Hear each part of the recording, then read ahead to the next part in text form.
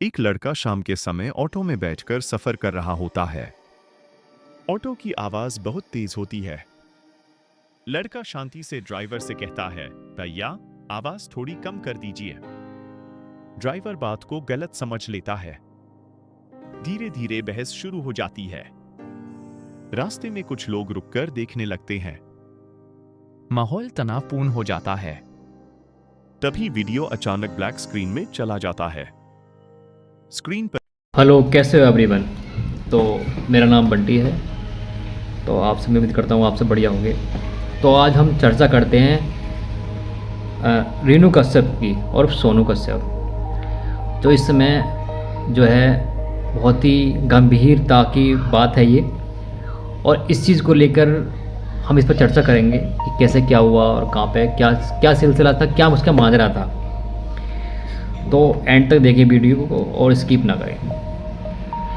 तो 5 जनवरी शाम को सोनू मुंबई से अपने घर मुजफ्फरनगर श्रद्धना गांव में आता है, और वही इस सिलसिले से कि उसको एक शादी की लड़की देखने जानी थी कहीं पर। तो शाम होते होते वो अपने घर पे आता। उसके बाद और उसने कहा घर वालों से कि मुझे मौसी के यहाँ पर जाना है पैसे लेके।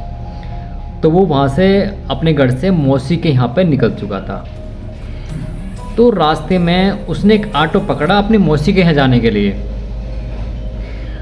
तो उस बीच ये बताते हैं कि सोनू की ऑटो वाले से किसी चीज़ को लेकर बहस हो गई, यानी कि सॉन्ग को आवाज़ के लेकर बहस हो गई कि प्लीज़ वॉल्यूम कम करें या कैसे करें। कोई बात नहीं, ये बाद में माजरा शांत हो गया और ऑटो वालों को सोनू के पास किसी राशि का अनुभव हुआ कि इस पर कुछ पैसे हैं या कोई बैग भरा हुआ किस चीज़ से। तो कोई बात नहीं, ये चीज़ चलता रहा। फिर उस ऑटो वाले ने कुछ ऐसा सोचा सोनू के साथ कि इसकी मित्रता हो जाए।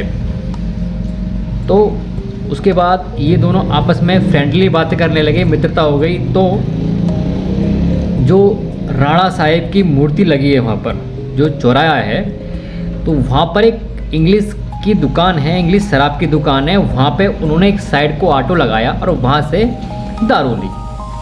और दारू लेने के बाद वहाँ पे उन लोगों ने दारू पी, यानी कि जो ऑटो ड्राइवर था उसने सिर्फ एनर्जी ड्रिंक ली थी, सोनू की ही दारू पिलाई थी, क्योंकि वो भली भांति इस कारनामे को अंजाम देने वाला था पैसे के लिए। तो इस चीज़ के लिए उसने दारू पिला ली। दारू पिलाने के बाद मर्मम हत्या कर दी सोनू की।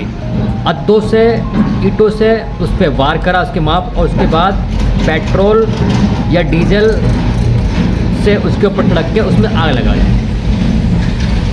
कोई बात नहीं, आनन फानन में जब वो उसके आग, जैसे कि उसमें धुआं वगैरह आग उठने लगी, तो पास में ही एक गार्ड रहते थे जो रात को पहरा देते। उन गार्ड ने देखा कि कहीं पर आग लगी हुई है, तो नज़दीक जाके देखा तो किसी का हाथ इस तरीके से उठा हुआ था। तो उन्होंने जब उसकी बात पुलिस को इन्फॉर्म करने के बाद पुलिस वहाँ पे आई, और आने के बाद सारी इन्वेस्टिगेशन करके उसको पोस्टमार्टम जो भी है भेज दिया गया। तो कहने का मतलब यही है, क्या भारत के अंदर, यूपी के अंदर इतने सस्ती जान हो गई हैं कि आए दिन अभी उसी मुजफ्फरनगर मेरठ के अंदर एक केस सुलझा नहीं, दूसरा केस तैयार। ये कहाँ से इतनी हिम्मत आती है? ये कहाँ से कत्ल करने की, आत्महत्या करने की कहाँ से हिम्मत आती है? कौन देता है? कौन है इसके पीछे? और इसमें ये केस में ये भी आया कि वो नाबालिग है। नाबालिग कैसे ये हत्या कर सकता है? एक दिन का काम तो नहीं होगा, ये 2-4 दिनों का काम है। ये उनके घर वालों ने खुलासा किया है।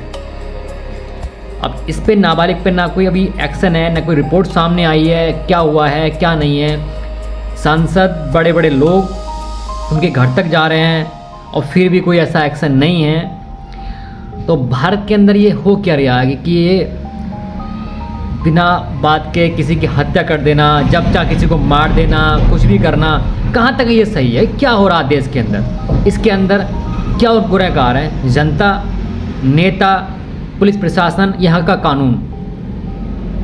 हम किसको इसके जिम्मेदार बना सकते हैं? क्या कानून का लोगों के प्रति भय बिल्कुल निकल चुका है? जब चाहे कुछ भी कर सकते हैं। गली चौबारा मोहल्ले या किसी चौराहे पे वो किसी को मार सकते हैं, कोई खौफ नहीं रहा। तो भाइयों, इस चीज़ को लेकर आपकी क्या राय है, क्या एक्शन लिया जाए, क्या है, और क्या हमारे इंडिया, भारत और उत्तर प्रदेश के अंदर ये चीज़ क्या हो रहा है, आप कमेंट में ज़रूर बताएं। और ताकि ये लोग जो ये कहाँ से आते हैं, इनको आतंकवादी कहें, क्या कहें, इन पर बड़ा एक्शन लिया जाए।